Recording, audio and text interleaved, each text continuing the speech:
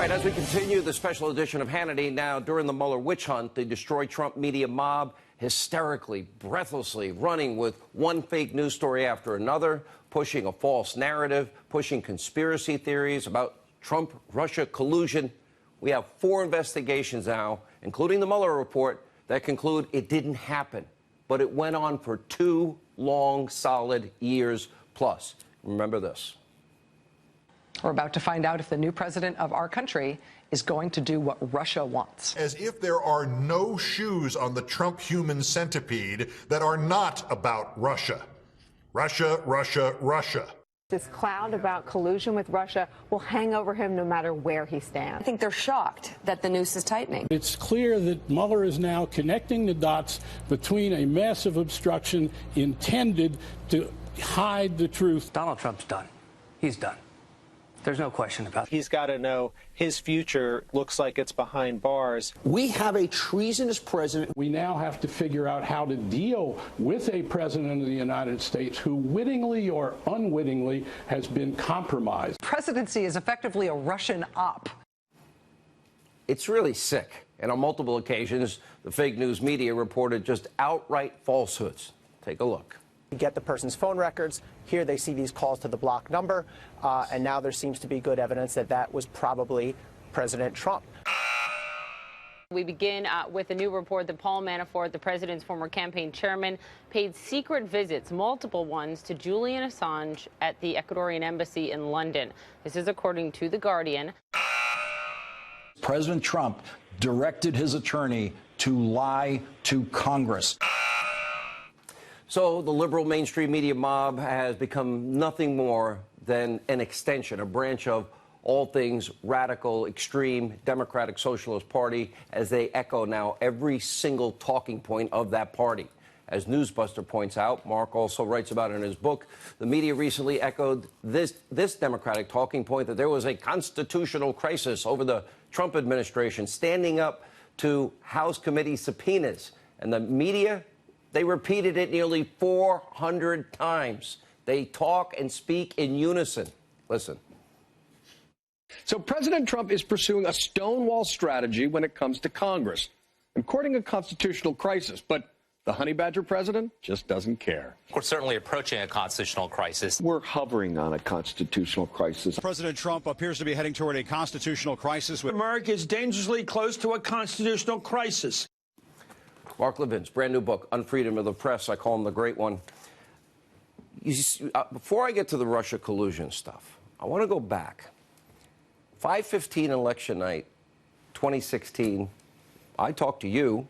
I also talked to Donald Trump. I said, somebody's drawing straws right now, and they're going to bring you in news is horrible. That you didn't win a single state, basically. Exit polls were wrong in 2004. They were just wrong recently in Israel. But more importantly, when the media coverage started on that election night, they were giddy. You could see it. They had it in a bag. Hillary won. They beat Trump.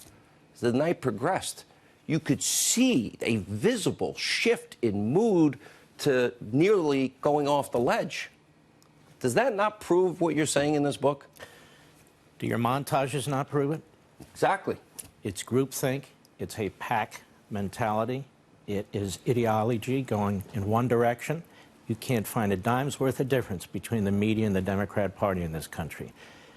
Look at the guests they bring in. One of the great problems, in 1942, there was a commission where the media looked at the media. The media never look at the media today, but the media actually looked at the media. By the way, this is in the book, and this is all in the book. Yeah. And what they said is they gave a blaring alarm and said one of the great fears we have is the mixture of opinion with news. I point out in this book there's a study by the Shorenstein Center at Harvard. It's not right-wing, not left-wing. It is what it is. And they study the media. They looked at the first 100 days of the coverage of Donald Trump. You know what they found?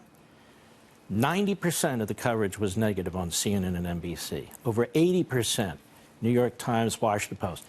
Nobody was below the mid-70% range except Fox. It was 52-48% negative, positive, about as even-handed as you can get on the news side.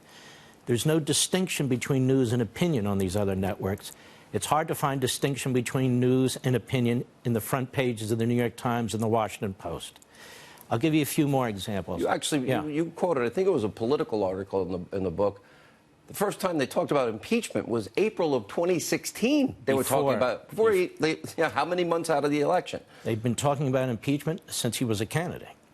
This idea of a constitutional crisis, I spent my life working on the Constitution. You have a lot of individuals in Congress who have no comprehension of what they're talking about, and so they get a lot of airtime on MSNBC and CNN. They get a lot of time on the pages of the New York Times and the Washington Post. Just because Congress issues dozens and dozens of subpoenas doesn't mean the subpoenas are legitimate. And in this case, they're intentionally illegitimate. They're all personal. They're all aimed at citizen Trump. They're all violations of separation of powers. The president has an obligation not just for himself, but to protect the office of the presidency and the executive branch. It is Mr. Nadler who's the dictator. It is Mr. Schiff who's the dictator. They are the demagogues who are all over TV. These are not objective individuals. These are not people looking for the truth. They don't care how. If they cared about how the IRS handled presidential tax returns, why did they care about it when Barack Obama was president of the United States? How can they, as lawmakers, Mark, talk about the sergeant of arms putting the Attorney General of the United States, put him in handcuffs, bring him over to the committee, when all the Attorney General is saying is, I will not break the law. You're the law, and they're the lawmakers. And if it gets to that point, let me remind these tough guys in the House. I don't know. When I look at Nadler, I think tough guy, don't you? When I look at Schiff, I think tough guy. These are guys in third grade who are kicked all over the soccer field. But in any event, let me suggest to the House, stop the stupid comments. I suggest to you the Justice Department has a lot more manpower and firepower than the House of Representatives. Let me ask you this. So we go through this 2-year Mueller investigation. We have now had a 9-month FBI investigation, no collusion. The House Intel Committee, no collusion, no conspiracy. We went through the bipartisan Senate Committee. Now the Mueller report, the same thing. And they want to keep going. And my question to you is, 99.9% of the people in the media went with the hoax, conspiracy theory, the lying, and a narrative that was based on false information. Right. Okay.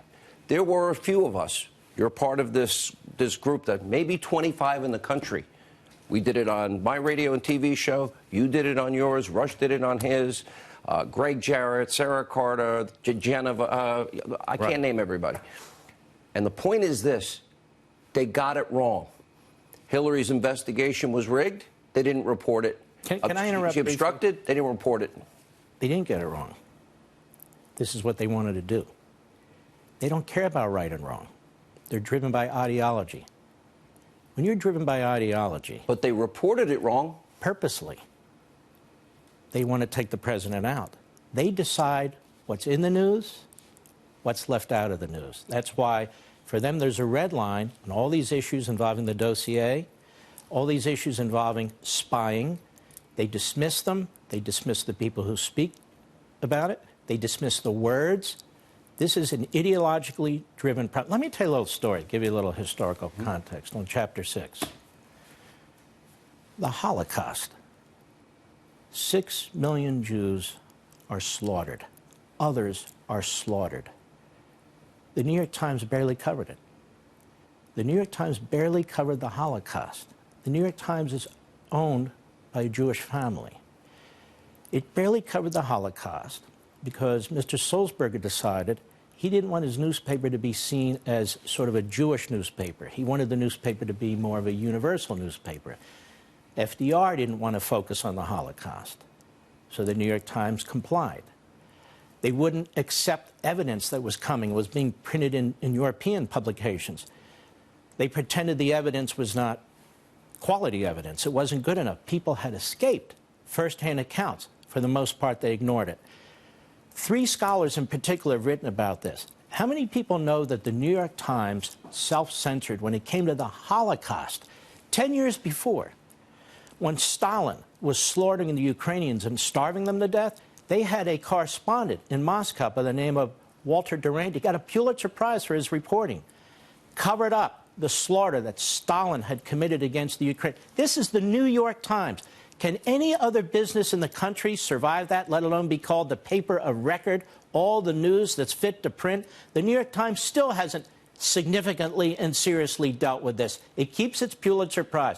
2 massive genocides in the last century, you wouldn't find a hell of a lot about it in the pages of the New York Times at the time. That's the kind of media that we're talking about. That's what makes this book so good, because you bring it from its history to modern day. We're going to continue. The great one, Mark Levin, on freedom of the press. By the way, Amazon.com, bookstores everywhere. It's up on my website, Hannity.com.